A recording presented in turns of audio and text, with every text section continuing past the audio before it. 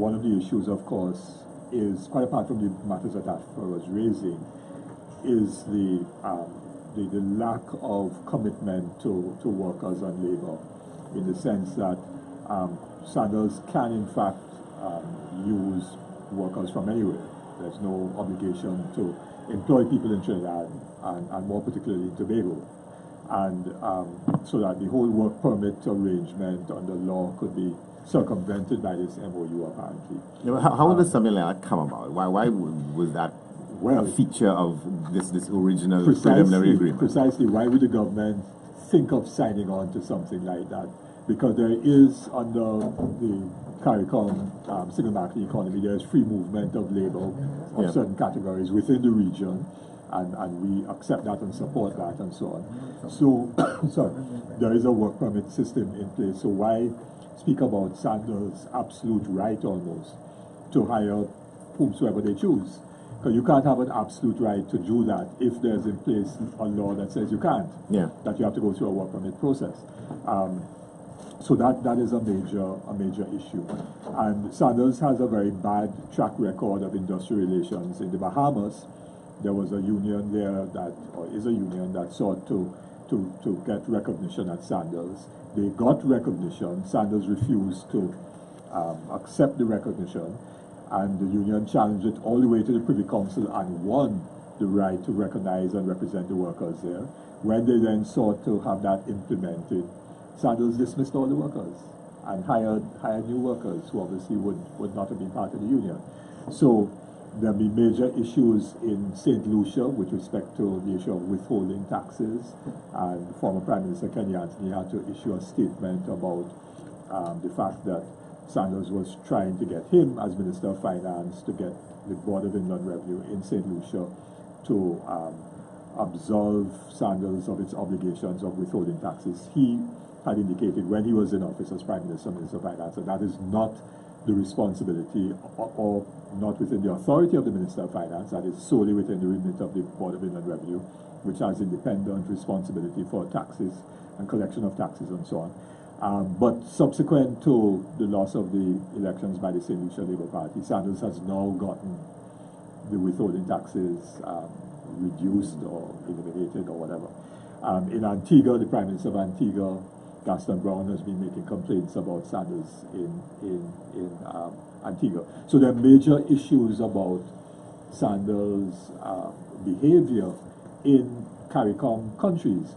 Now, it therefore is the responsibility of the government to ensure that whatever agreement is arrived at is an agreement that does not give Sandals disproportionate power and wealth deriving from that power. In other words, and I think Afra raised the question, what is in it for Trinidad and Tobago, the people of Trinidad and Tobago? Exactly. Because we as taxpayers are putting out that money. So you had no money to put out to pay the bullet payment of Petrotrin, 850 million US. But you have money to put out for Sandals. After I hear you say 3 billion. 3 billion is kind of estimated. Other people have estimated more than that when you add on not only the room costs but the additional costs and so on. The own costs. Of golf course and etc. etc. So we don't know where that final cost is going to end up. But that is taxpayers' investment, so there must be now a rate of return. Where does the government obtain its rate of return for that money that is going to be spent? All right, so there are a couple of things. One is the idea that there are enough lessons with Sandals' presence in the Caribbean alone for us to learn from. It doesn't seem that the decision makers are taking those things on board. And the other one is, to what extent the concerns that you all are raising may be sort of presupposing the idea that you all may be against the deal altogether, or that there could be arrangements that are put in place to the satisfaction of people like yourselves who have these concerns. I think that you can put in place proper arrangements to ensure that Sandals get some benefit, obviously, though they're not putting out any money. So therefore, the benefit that Sandals should get purely is management, contract rights, and so on, and some consideration, financial consideration for their brand. Right? That is what they should get. The investor, which is government of Trinidad and Tobago, namely taxpayers, needs to get a return on investment like any other investor would expect to get. So you have to put in place the proper arrangements. And we haven't even dealt now with the issue of the location of the project, which is another major issue. And there are major concerns about that. So it is not that you're against sandals per se or anything like that, or that we should have tourism development in Tobago. That's not the issue. The issue always is with respect to the terms and conditions under which these arrangements take place. Well, yeah, your take on that. Well, 3 quick points. The first one is that the whole model of tourism, which is the point David closed on, the question about being against sandals or for sandals, is not actually sandals model, that large or inclusive model, is not actually spoken to strongly in terms of our national tourism policy. You see, we have to root these proposals in policy. There's a researched national tourism policy of 2010. And that policy actually speaks strongly to Tobago and Trinidad being a place because of our unique cultural offerings. Our unique offering is white beaches.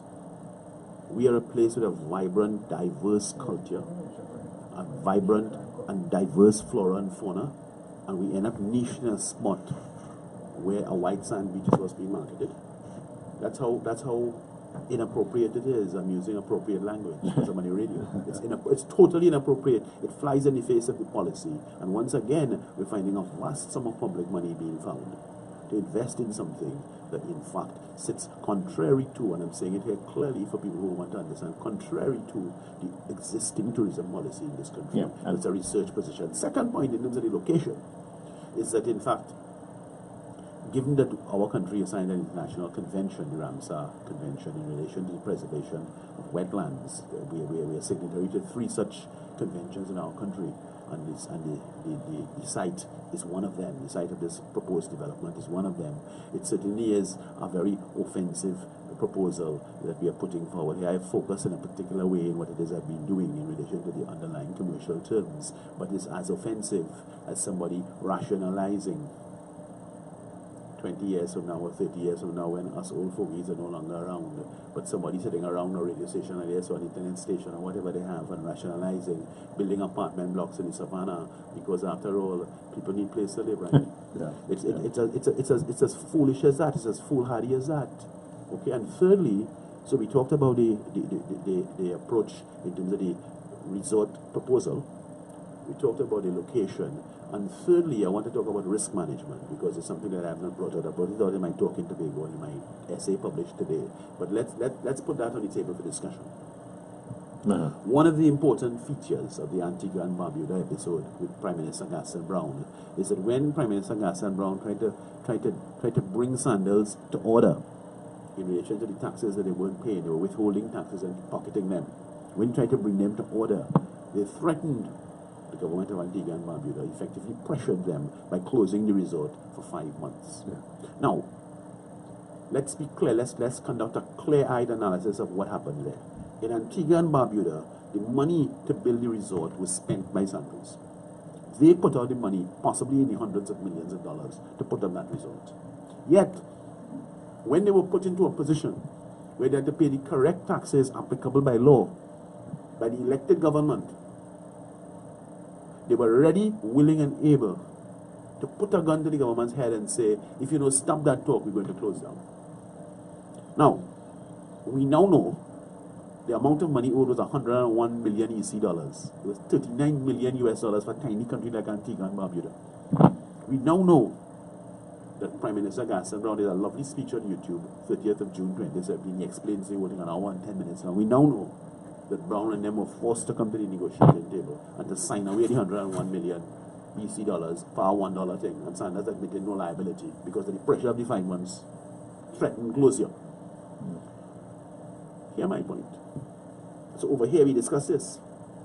In Tobago, under the current proposal as outlined in the MOU and as outlined in the many official statements from both Sanders and our own government, Sanders not putting out any money. We putting out all the money. So if the Antigua and Barbuda government could be pressured by a hotelier who's ready, willing, and able to close The instant they see something resembling pressure, they don't like it. Its financial implications. We are far more exposed in terms of risk analysis. We are Trinidad and Tobago is far more exposed because they've put out no money. Yeah. It's nothing for them to turn off the lights and to say, something we closing there for 9 months. And you will call me back when you're ready. And the dynamics wouldn't change because in this case they didn't put out the money, so they may not be able to play as hard a ball. No, but they could close it. They're supposed to say, well, they don't like it. They have a problem with vermin, or they have something in the swamp. They're not sure with the fresh salad and with the fruit salad and the mango thing, and they have to close it. They have a scientist to check something, and until have we you been see told, my point? So in terms of risk analysis, sure. our national interest Because is in they have fact no money jumping up in they have no skin in the game. Right. So we need to get a bigger analysis of this. Can we ask inside of that, how was it arrived that the government of Trinidad and Tobago, the people of Trinidad and Tobago, would put the money up rather than? Well, I suppose they were following the model of the Hilton, because I think the Prime Minister said that. Right, and the Hyatt, those buildings were built and owned by, what Hilton originally, which became Magdalena and so on, was built again. So they're probably going with that model. So, assuming that you're going with that model, you now have to present some kind of information. Because I don't think we have ever been presented with an analysis of, say, the Hyatt is more recent, the Hilton, of course, has been there for a long time. What has been the return on the investment for the Hyatt? Yes. And therefore, obviously the Hyatt gets management fees and so on. We know that the majority of people there are in fact employed and nationals, etc., at all levels. But it would be very good for us to get analysis on what has been the rate of return to the country for the Hyatt. And it might very well be positive. But then the cost of the Hyatt is minuscule compared to the cost of for this proposed standard. Because you're talking about between 700 and 900 rooms. Talking about two resorts and a golf course and X number of restaurants. It's a completely different scale. Plus, we have to do work on the airport, which may be necessary in any case, but this is obviously a key conditionality, if you wish, unwritten in the project. So you have to now look at what is going to be the cost for benefit. Wetlands protection and those kind of things. What is the cost benefit analysis of this project? And these are the things that one is not hearing about, and that is what the government should be able to come to the country and present a cost-benefit analysis, and if it shows that it is very positive, then we will have to say, assuming that the figures are right and so on, we'll have to say, okay, well, this may make good economic or financial sense.